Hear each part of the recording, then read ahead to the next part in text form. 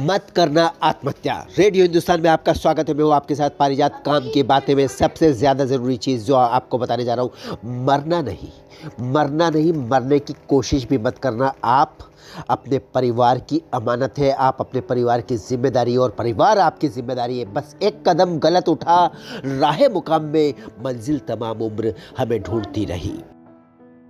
मैं हूँ पारिजात, आपके साथ इस महत्वपूर्ण चर्चा के लिए। आपके वक्त की तारीफ करते हुए बार बार आपसे कहूँगा, आत्महत्या सबसे अनुचित निर्णय है, क्योंकि न केवल आप आत्महत्या करके अपने परिजनों की उपेक्षा करते हैं, बल्कि आप ईश्वर द्वारा दिए गए अपने सबसे बड़े उपहार को, जिसे ज़िंदगी कहते हैं, उसकी भी उपेक्षा करते हैं।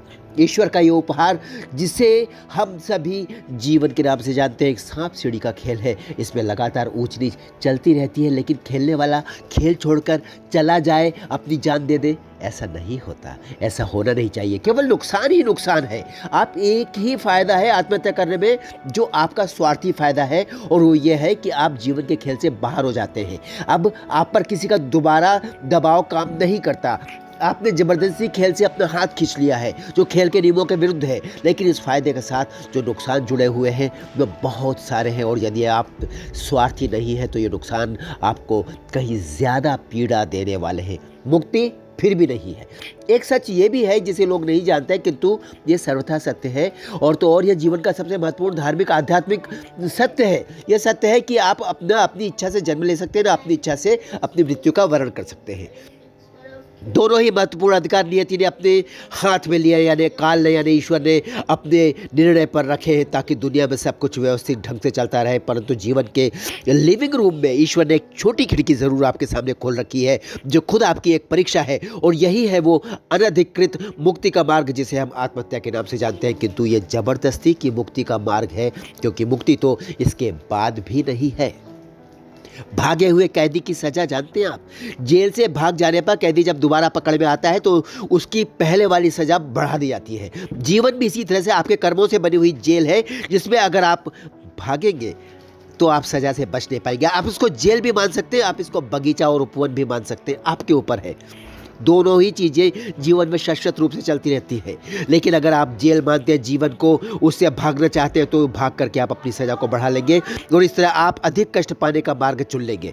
आत्मा के रूप में जब आप ऊपर जाते हैं तो पता चलता है कि आत्महत्या करके आने वाली आत्माओं को कितनी तरह के कष्ट भोगने पड़ते हैं, और अंत यहाँ भी नहीं होता है, जिसके बाद उस आत्मा को अधिक कष्ट का दंड मिलता है और दोबारा जन्म लेना पड़ता है। कहने का तात्पर्य यह है कि मुक्ति नहीं हुई आपकी, कष्ट और बढ़ा लिया आपने। हमारा क्या लाभ है? आपको आत्महत्या से रोकना, हमारा क्या लाभ है इसमें? और वो ये लाभ हमारा, अगर आप कहते हैं तो बिल्कुल है, कि किसी व्यक्ति द्वारा किसी भी व्यक्ति की अगर जान बचा दी जाए तो ये बहुत बड़ा लाभ है। हम इस वसुंधरा पर परस्पर मानव भ्राता है, और यह हमारा मानवीय कर्तव्य है कि यथासंभव अपने भाइयों की सहायता हेतु तत्पर रहें। अतएव हमारा यह प्रयास हमारी उसी प्रेरणा का परिणाम है। और हाँ, मैं ये बात अवश्य बताना चाहूँगा कि यह शुभ कार्य मैं संस्थागत स्तर पर नहीं कर रहा हूँ, बल्कि यह मेरा व्यक्तिगत स्तर पर कार्य चल रहा है। और आज रेडियो हिंदुस्तान पर मैं बहुत खुशी के साथ आपके बीच में इसकी घोषणा करना चाहता हूं कि मैं आपके साथ हूं। मरना मत। आपका क्या लाभ है? आपका लाभ बिल्कुल वही है जो किसी ऐसे व्यक्ति का लाभ है जिसकी जान बच जाए। आपने सुना होगा, जान बची तो लाखों पाए। सबसे बड़ी नियामत है जान। सलामत है तो जान, सलामत है तो दुनिया सलामत है। जान गई तो दुनिया गई। इसका अर्थ है सबसे बड़ी दौलत है जिंदगी। इसको किसी पीड़ा के भाव मत बेच दीजिए। पीड़ा के भाव मत बेचिए। दुनिया की कोई पीड़ा इस बहुमूल्य जीवन से बड़ी नहीं हो सकती। इसलिए याद रखिए, जीत आपकी तभी है जब आपके पास जीवन है। मृत्यु तो हार है, मृत्यु तो पराजय है, और जीवन जीत है। जीवन है तो आशा है, और आशा है तो रास्ता है।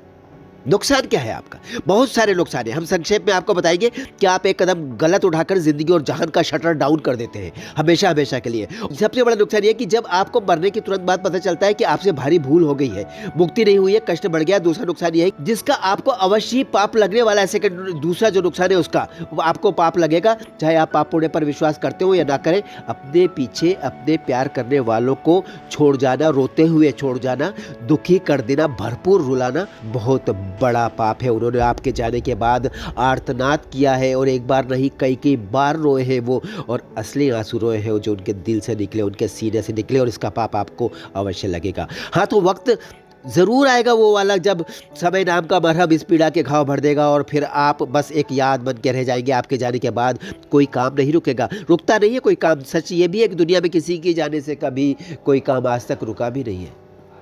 अपना बोझ उन पर डाल दिया आपने, आपने अपनी मुसीबतें उठाकर अपने परिजनों के मत्थे मर दी। आप तो निकल लिए, आपका कर्जा अब आपके परिवार के लोग चुकाएंगे। आप तो चले गए, आपके बच्चों की पढ़ाई कौन करवाएगा, आपके घर का खर्चा कौन देगा, आपके मकान का किराया कौन देगा, ये सब कहाँ से आएगा। अब मजबूरन घर के लोग अपना काम छोड़कर और पढ़ाई लिखाई छोड़ करके इस जिम्मेदारी को संभालने के लिए उतरेंगे। आपके जाने से घर का काम तो नहीं रुका, लेकिन आपने अपने घर वालों का काम ज़रूर रोक दिया।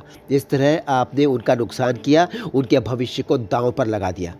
आप नहीं मिलोगे फिर उनको, आपकी पत्नी आपके बच्चे आपको फिर कभी ढूंढ कर वापस नहीं ला पाएंगे, क्योंकि आप उनको छोड़कर ऐसी जगह चले गए जहाँ से यू टर्न नहीं है, जहाँ से वापसी कभी नहीं होती। यदि भाव और भावनाओं को आप समझें तो इस पीड़ा का कष्ट कितना असीम है आपको समझ में आ जाएगा। हो सकता है आपकी पत्नी को नया पति मिल जाए या आपके पति नई पत्नी लेके आ जाए, किंतु आपके बच्चों को अपनी मम्मी या अपने पापा दोबारा कभी नहीं मिल पाएंगे। उनकी पीड़ा का भी अनुमान लगाइए। हर चीज़ का इलाज है, आपकी हर समस्या का उपचार दुनिया में है। आपको नहीं मिल रहा है तो यह आपकी परेशानी, आपकी कमी है। सच बात यह है कि कोई भी समस्या कभी इतनी बड़ी नहीं हो सकती कि जीवन के द्वार बंद कर दे। या तो इस बात को हम ऐसे कहें कि कोई भी समस्या जीवन से बड़ी नहीं हो सकती। आपको अपनी समस्या का समाधान नहीं पता तो हमसे पूछिए, हम बताएंगे। हम आपको आपकी हर समस्या का हल बताएंगे। हम सारी कोशिश करेंगे कि आपको कम से कम ऐसा निदान दे सके कि आप मरना मत। चाहे समस्या कोई भी हो, कैसी भी हो, अपने आप को दुनिया का सबसे बड़ा ज्ञानी और बुद्धिमान समझने की भूल मत कीजिएगा, क्योंकि इसका दावा तो कोई कर ही नहीं सकता।